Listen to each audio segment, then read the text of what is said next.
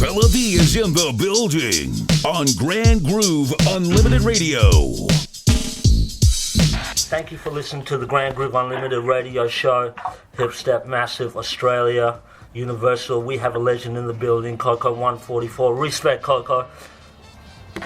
Peace, everyone. Thank you for inviting me to talk. Wow. Hoping everyone is well and blessed.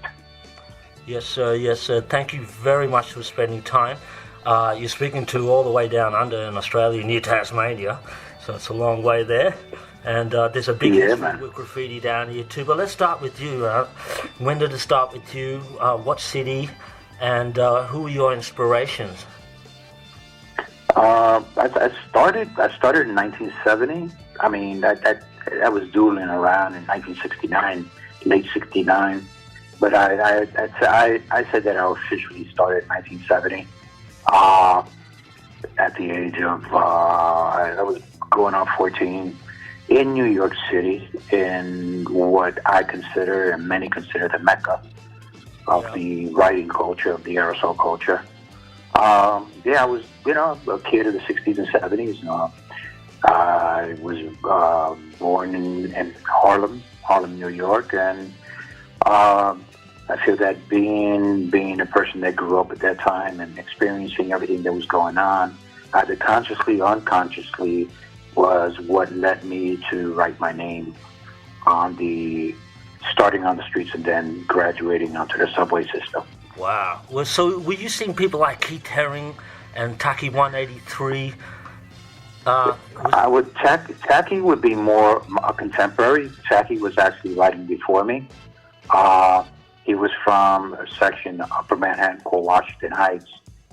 So he was really one of the first cats that got out and did their thing and became recognized with his signature, what we used to call hits, what today is being called tags. Right, yes. So that language was even before the 80s and that tag and throw-ups, stuff like that. So you... Oh, yeah. Yes, you were part of the system that was, wow, just unbelievable.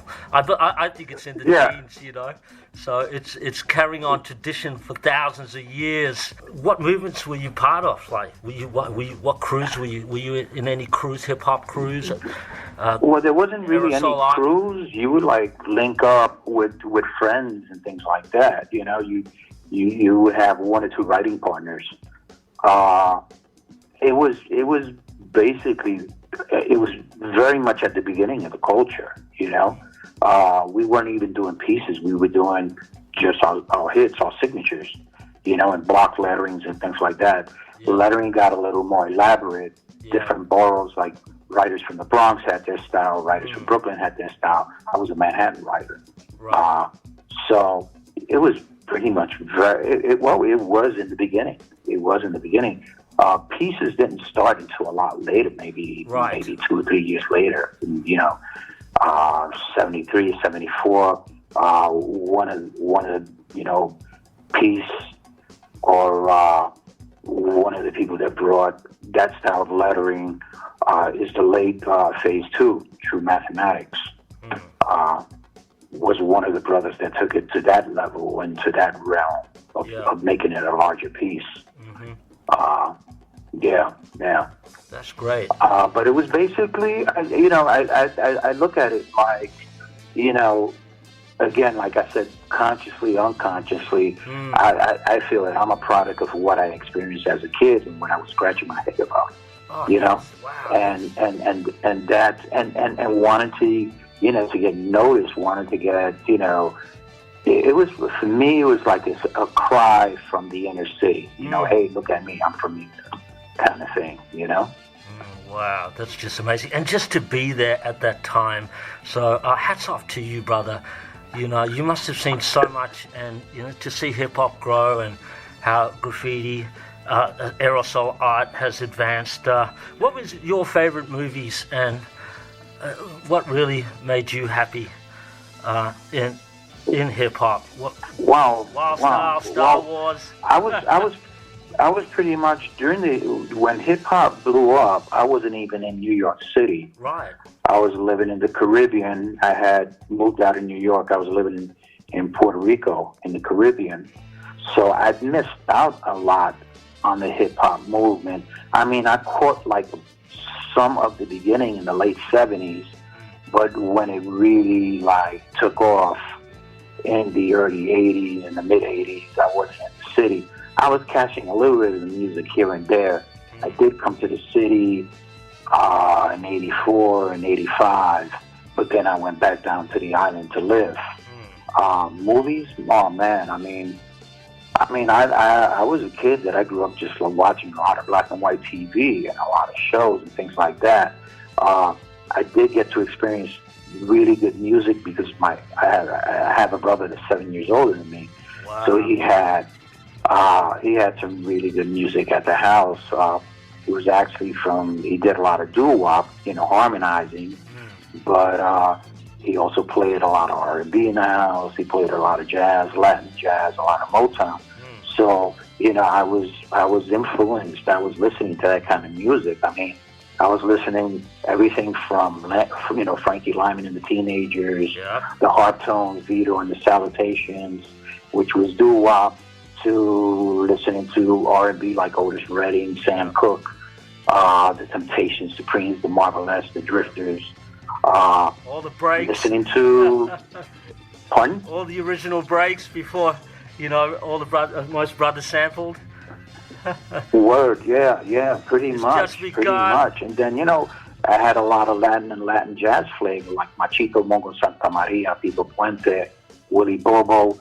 So I was like all over the globe. I was also listening to a lot of rock and a lot of psychedelic music, Yes, sir. like the Vanilla Fudge, Deep Purple. Oh, yes. I mean, I was like all over the globe listening to a whole lot of different arrays of sounds and stuff.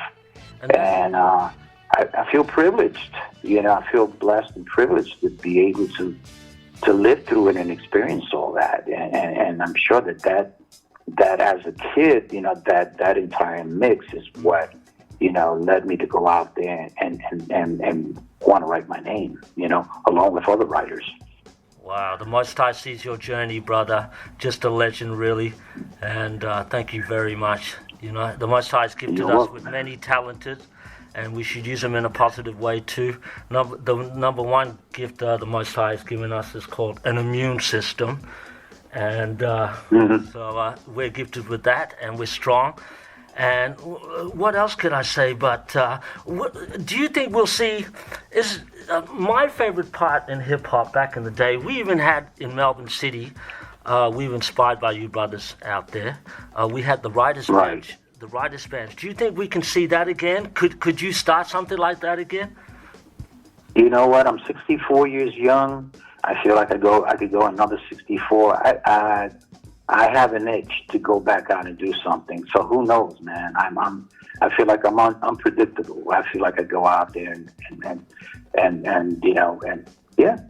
do something else, do something new. I'm quite sure it's all a state of mind, man. It's all a state of mind. If you think young, you feel young, and you do things that young people do. You're not old. The dinosaurs were old. That was old. So, if you can still pick up a... And they say the dinosaurs have the biggest footprint, right? So that's right, yeah. Yeah, I feel so, well, I feel like a dinosaur. I have a pretty good, big footprint, Wow. Yeah, man, but, I mean, there's so much that I would like to say, and I sort of get overwhelmed with all the things I want to say at the same time. Well, you got a new friend from down under now. G'day, mate. We'll be friends for life. We could always talk. So much to say. I'm always here for you, brother, and thank you for your time. Yes. Yeah. The history of it all. I mean, it's going back from generations and generations. People have been putting their names up. So it's nothing new, I'd say, and it's going to continue.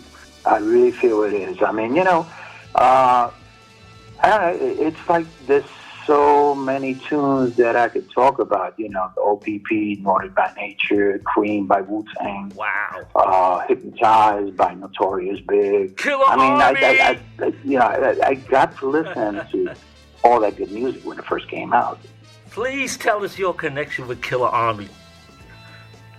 Killer Army, that's my nephew, Don Pacino, which is that's my brother's son, my nephew, Domingo, and he just put something out. He stopped by my crib a couple of months ago, and played some of the tunes. We did a little hangout, had a wonderful time. I, in return, went over to his place and helped put in some soundproofing for his studio that he rebuilt, that he renovated. That's my nephew, man. Goes by, well, we did Killer Army. He also goes by Puerto Rican Terrorist. So it's, the music is in the blood, you know. His dad is a musician. I always wanted to play some. I could sing a little bit. I could harmonize a little bit, but for some reason or another, I gravitated more to the visual arts than the musical arts and stuff. Amazing, blessing. Yeah, blessing.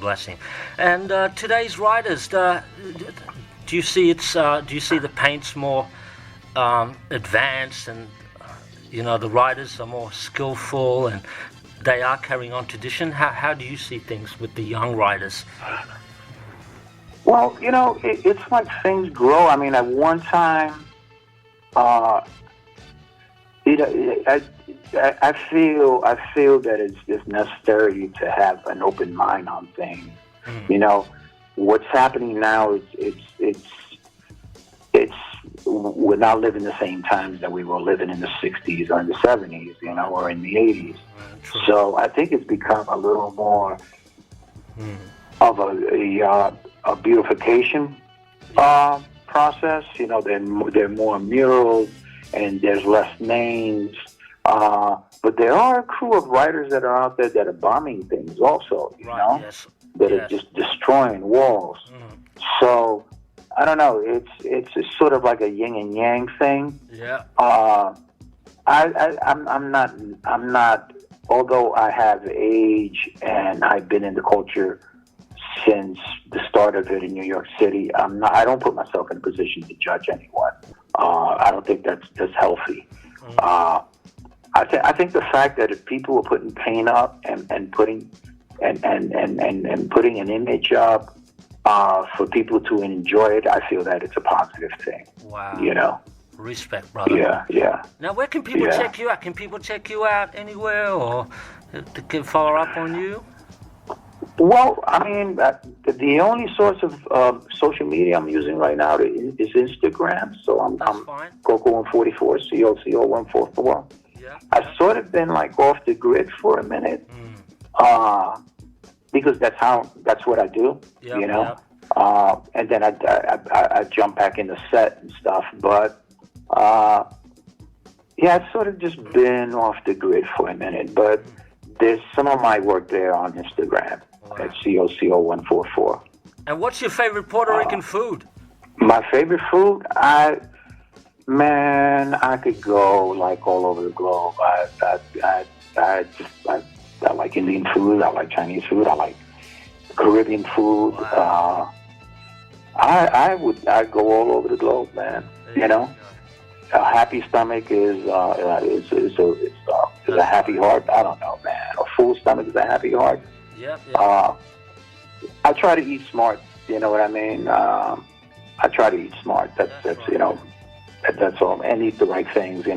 All the vegetables I didn't eat as a kid, I'm eating now. Yep. Yeah. Catching up with it, are you, matey? Yeah. But I would. Yeah, man. Like I say, health first, and family makes movements. And yeah, man. That's about it, really. And it's all about how you feel and creating energy. The Most High has given us a gift called, happiness. So we're not there to look for it. We're there to share it. It's a gift. So we can create happiness, and family is what you make. Yeah, man. Well, family's always been family's always been my nucleus. You know, I'm blessed with 4 children. Wow. I have 9 grandkids, man, and it's like I'm just soaking it up. I'm a sponge. I'm just enjoying all of it, man. That's beautiful. And I believe there's more to come, you know?